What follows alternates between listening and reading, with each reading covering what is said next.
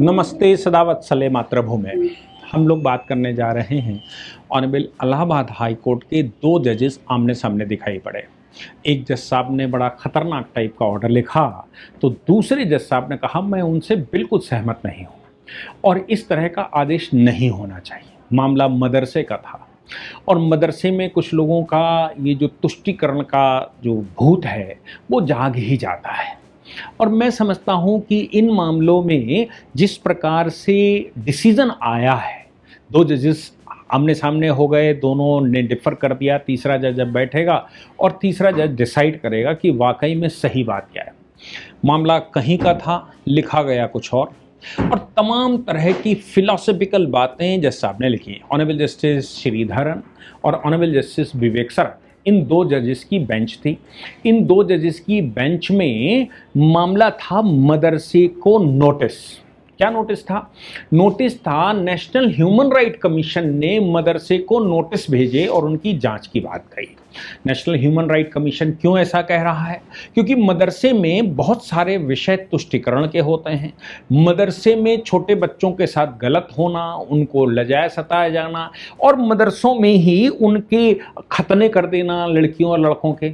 मौलवी साहब लाहौल विला कुव्वत भी उसमें लेकर आते हैं और मौलवी साहब कुछ गलत भी करते हैं। ऐसे छोटे बच्चों के साथ जिनका यौन शोषण होता है, वो यौन शोषण के मामलों में नेशनल ह्यूमन राइट कमीशन कुछ जांच कर रहा है। या फिर मदरसों में और जो पढ़ाई करते समय तमाम तरह की जातियाँ होती हैं, उसको लेकर उन्होंने नोटिस जारी किया और उसका इन्वेस्टिगेशन बैठाया। मदरसे ने वो ऑनरेबल हाई कोर्ट में चैलेंज कर दिया। दो जजेस की बेंच बैठी। ऑनरेबल जस्टिस श्रीधरन ने उसमें ऑर्डर लिखा।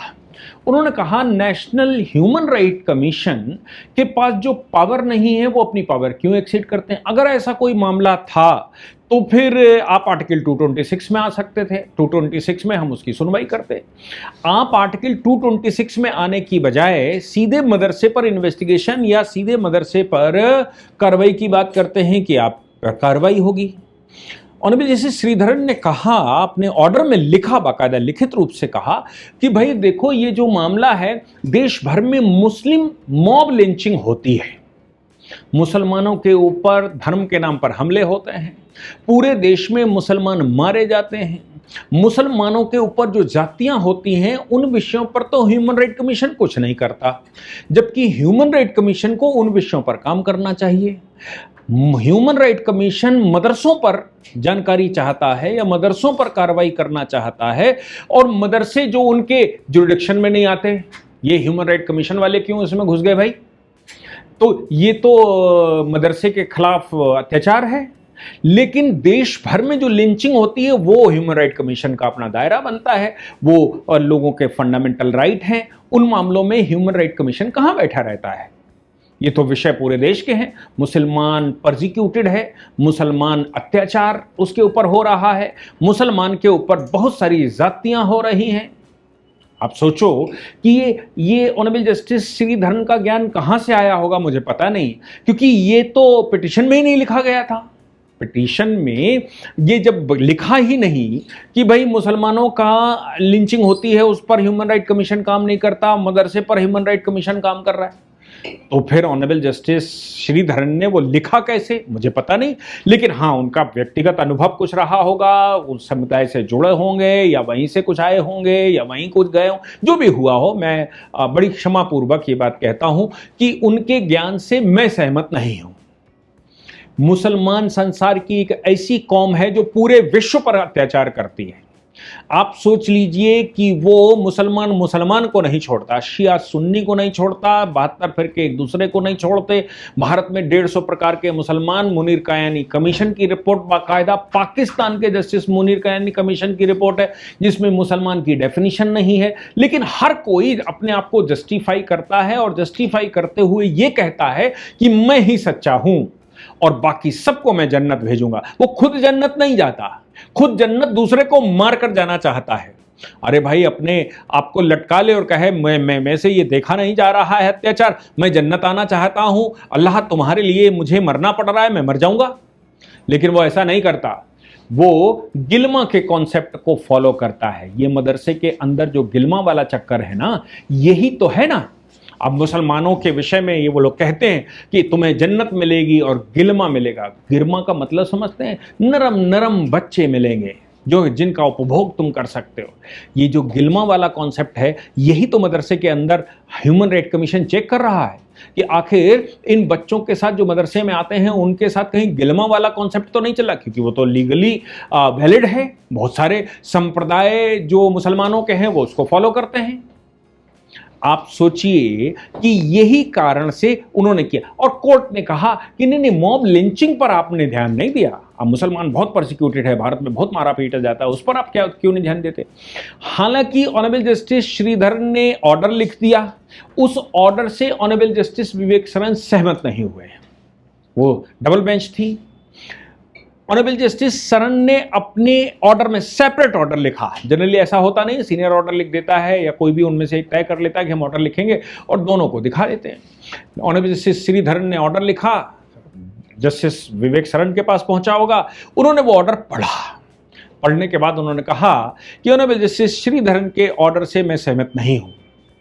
ह्यूमन राइट कमीशन के खिलाफ उनकी उपस्थिति के बगैर, ह्यूमन राइट कमीशन जब वहाँ उपस्थित नहीं है, ह्यूमन राइट कमीशन को सम्मान करे बगैर, उससे बात किए बगैर उसके नाम पर इस प्रकार की टिप्पणियाँ मुझे स्वीकार्य नहीं है। मेरी नज़र में इस तरह की टिप्पणियाँ जो आर्टिकल 5-6 में लिखी गई हैं, ये टिप्पणियाँ गैरवाजिब हैं और ये टिप्पणियाँ हाईकोर्ट को नहीं करनी चाहिए। ऑनरेबल जस्टिस विवेक सरन ने आगे भी कहा, उन्होंने कहा कि देखो भाई, मामला कुछ और है और लिखा कुछ और गया है। फिर उन्होंने कहा, मैं ये मानता हूं कि ये रिट जुरिडिक्शन है, रिट जुरिडिक्शन में आवश्यक नहीं है कि पार्टी सामने हो, लेकिन फिर भी न्याय की ये दरकिनार, न्याय की ये प्रक्रिया का स्वाभाविक पहलू है। ये डिमांड न्याय की होती है कि जिसके खिलाफ भी इस तरह का आदेश दिया जाए उसको एक अवसर मिलना चाहिए। इसको प्रिंसिपल ऑफ नेचुरल जस्टिस कहते हैं, जो ऑनरेबल सुप्रीम कोर्ट ने मेनका गांधी के केस में साफ तौर पर इंदिरा गांधी के खिलाफ लागू की थी, क्योंकि मेनका गांधी को इंदिरा गांधी बालों से घसीट कर ले गई थी, ऐसा लोगों का कहना है। उनको उनका पासपोर्ट जब्त कर लिया गया था, एयरपोर्ट से उठवा लिया गया था। मेनका गांधी ने उस मामले में कहा कि मुझे बिना बताए पासपोर्ट अथॉरिटी ने मेरा पासपोर्ट कैसे जब्त कर लिया, बिना बताए मुझे देश से बाहर जाने का, मुझे अवसर दिए बगैर देश से बाहर जाने के लिए कैसे रोक लगा दी। तब और अभी सुप्रीम कोर्ट ने कहा था, principle of natural justice audi alteram partem, यानी कि प्रिंसिपल ऑफ नेचुरल जस्टिस के बगैर कोई जस्टिस नहीं हो सकती। यानी कि जिसके खिलाफ आदेश किया गया है, अथॉरिटी उसको एक नोटिस करे, उसको अपनी बात कहने का अवसर दे। ऑनरेबल जस्टिस विवेक सरन ने इस बात को इसी तर्ज में आगे बढ़ाते हुए कहा कि ठीक बात है कि रिट पिटीशन में आवश्यक नहीं है, रिट जुरिडिक्शन में, कि पार्टी सामने हो, लेकिन फिर भी प्रिंसिपल ऑफ नेचुरल जस्टिस का तगाजा यह है कि पार्टी को बुलाया जाना चाहिए। दूसरी बात यह भी है, जो मामला हमारी अदालत में है ही नहीं, उस मामले पर इस प्रकार की टिप्पणी कि देश भर में ऐसा चल रहा है या ऐसा होता है या ऐसा हो रहा है, उस पर ह्यूमन राइट कमीशन कहां है, यह विषय हमारी अदालत का नहीं था। इसलिए मैं इस मामले से डिफर करता हूं और ऑनरेबल जस्टिस श्रीधरन के आदेश से असहमत होता हूं।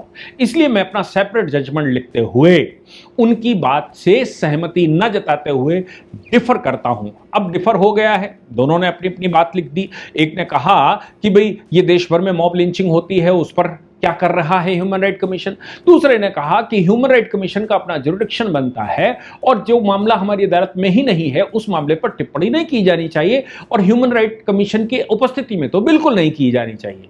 अब ये 3 जजेस की तीसरे जज के पास भेजा जाएगा, चीफ जस्टिस के पास भेज दिया होगा नो डाउट। ये रजिस्ट्रार चीफ जस्टिस को भेजेगा, चीफ जस्टिस एक तीसरा जज अपॉइंट करेगा, रजिस्ट्रार के माध्यम से तीसरा जज आएगा और तीसरा जज दोनों की टिप्पणियां पढ़ने के बाद ये तय करेगा कि वो दोनों में से किसके साथ है और जिसके साथ होगा वही आदेश माना जाएगा। या फिर यह भी हो सकता है कि चीफ जस्टिस 3 जजेस की बेंच बनाए और 3 जजेस की बेंच बनाकर यह तय करवाएं कि आखिर जुरिडिक्शन कहां तक लगता है, हाई कोर्ट को कितने स्तर तक टिप्पणी करने का अधिकार। और यह भी संभव है कि अगर वो डिसीजन हो जाए तो सुप्रीम कोर्ट में चैलेंज हो और फिर सुप्रीम कोर्ट और जस्टिस पार्टीवाला लगातार इलाहाबाद हाई कोर्ट के विषय में कह रहे हैं कि आप अपनी सीमाएं पार करके काम करते हैं। अभी बेल मैटर में भी उन्होंने कहा कि भाई ये तो मैं शॉकिंग है। उससे पहले क्रिमिनल मैटर में उन्होंने रोस्टर पर ही सवाल खड़े कर दिए थे और वो लंबे समय तक चीफ जस्टिस भी रहने वाले हैं।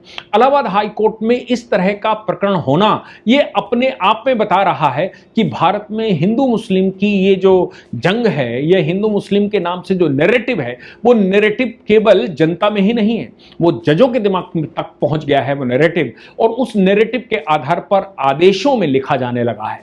आप सोचिए, ये सबसे क्रिटिकल और गंभीर परिस्थिति बनती है जब जजेस अपने ऑर्डर में एक नैरेटिव को लिखते हैं बिना कोर्ट में मामला आए, बिना प्लीडिंग में हुए। तब चिंता होना स्वाभाविक है कि हमारा देश किस तरफ जा रहा है। जिस देश को हमारे पूर्वजों ने सौहार्दपूर्ण बनाकर रखा, वहां इस्लामिक इन्वेशन के बाद, वहां ईसाई इन्वेशन के बाद लोगों की प्रवृत्ति कैसी हो गई। हालांकि पाकिस्तान बन गया, वक्फ बनाकर यहां पर दे दिया गया, ईसाई यहां से चले गए, फिर भी संपत्ति चर्च की उनके पास है, फिर इसके बाद भी हिंदू टॉलरेट करता है, तो उसके टॉलरेंस का लेवल क्या होना चाहिए। ये बहुत सारे प्रश्न हैं। इन सभी पर डिसीजन मुझे लगता है कोर्ट को देना चाहिए, तभी कहा जा सकता है कि आपको वाकई में पूरे देश की चिंता है, आपको वाकई में कम्युनिटीज की चिंता है। अगर आप केवल एक कम्युनिटी के विषय में सोचते हैं या आपके मस्तिष्क में एक कम्युनिटी आती है और बिना प्लीडिंग के, बिना मामला आपके सामने आए ही आप एक परसेप्शन बना लेते हैं कि लिंचिंग होती है देश में, उस पर ह्यूमन राइट कमीशन कहां है, तो मैं समझता हूं कि न्याय की दृष्टि से यह एक गंभीर मुद्दा है जो लीगल फैक्टरीज को एड्रेस करना चाहिए, सुप्रीम कोर्ट को भी एड्रेस करना चाहिए, ताकि भविष्य में इस तरह की अनर्गल टिप्पणियां ना हो और जजेस आमने सामने आने की नौबत ना आए। जय हिंद, जय भारत, वंदे मातरम।